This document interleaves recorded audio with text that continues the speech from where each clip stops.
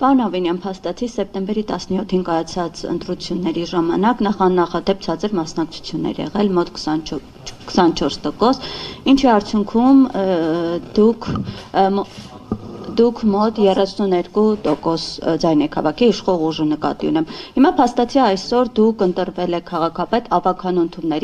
անդամների օգնությամբ, մասնավորապես Հանրապետություն կուսակցության օգնությամբ, այս պարագայում դուք ձեզ համարում եք երևանցիների կողմից ընտրած քաղաքապետ, ինչ եք կարծում դուք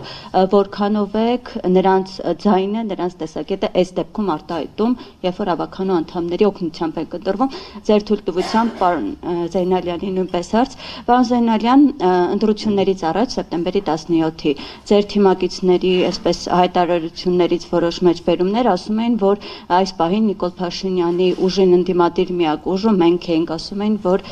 չպետք է թույլ տալ իշխանության վերարտադրում, հիմա այսօր ստացվում է, որ հուշագիր եք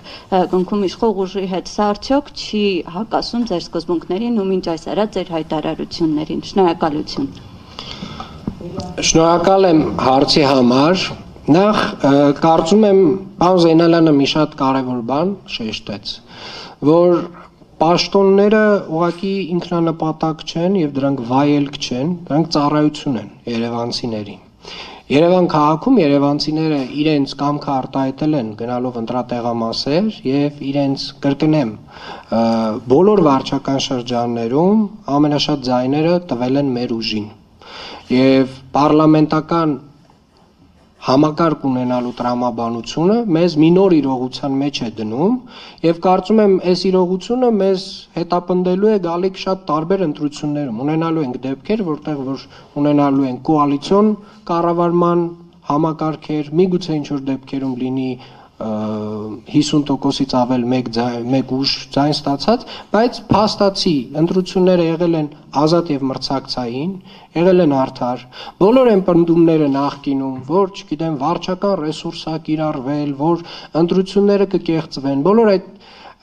իրականում ասեմ ձեզ, դա շատ վատ եւ տհաճ խոսույթ էր, որը որ օգտագործում էին տարբեր քաղաքական ուժեր, որով նաև միգուցե դեմոտիվացնում էին երևանցիներին մասնակցել այդ ընտրություններին։